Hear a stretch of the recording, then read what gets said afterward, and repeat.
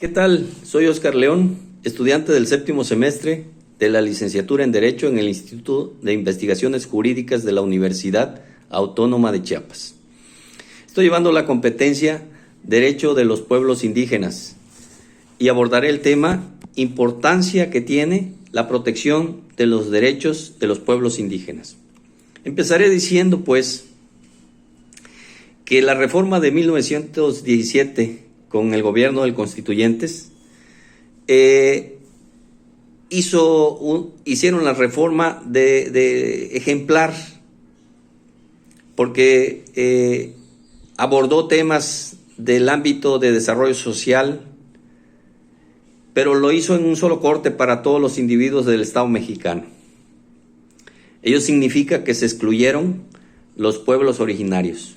Tuvieron que pasar 70 años para que en 1988 los pueblos indígenas pudieran estar empezando a participar en lo político.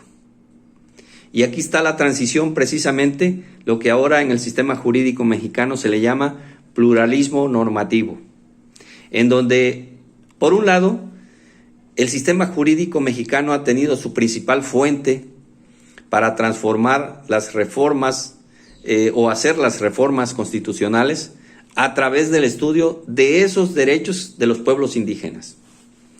Y también se ha conocido un término muy importante que se le llama autodeterminación, que es precisamente ese derecho que tienen los pueblos indígenas y les asiste jurídicamente para poder determinar conservar sus costumbres, sus usos, para, por ejemplo,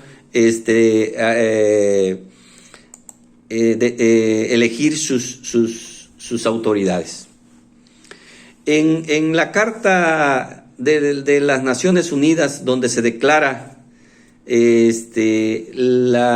los derechos de los pueblos indígenas, tuvo lugar en 2007, en septiembre de 2007, y eso hace precisamente que los estados parte, y que lo incluye al Estado mexicano, sincronice o armonice esos derechos de la supremacía jurídica de la ONU, para que el Estado mexicano, a través del Poder Legislativo, puedan reformar a favor de los derechos de los pueblos indígenas.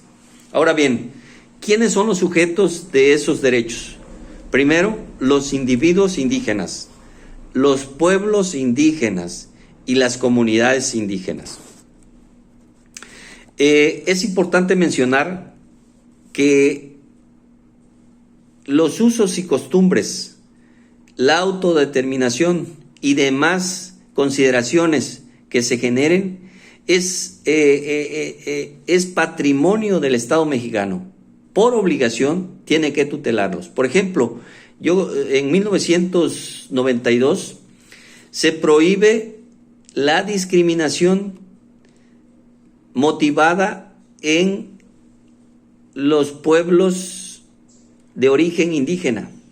Y eso es precisamente la transición que ahora conocemos como pluralismo normativo. Tomarlos en consideración a estos pueblos que nos dan toda la tradición y cultura de antaño. Bien, también quiero mencionar uno de los ejemplos que tutela el Estado mexicano jurídicamente a los pueblos indígenas. Por ejemplo, si un indígena está procesado o vinculado a proceso o está sentenciado, la compurga debe estar cerca de su comunidad. Es decir, el lugar donde esté recluido debe estar muy cerca de su comunidad. Este es un derecho como el lingüístico, el cultural, el de que puedan resolver sus conflictos internos. Desde luego el Estado mexicano también tiene esa obligación de propiciar los medios. Los abogados del Estado o de oficio deben ser abogados que hablen la lengua o el idioma original de los pueblos indígenas. Muchas gracias.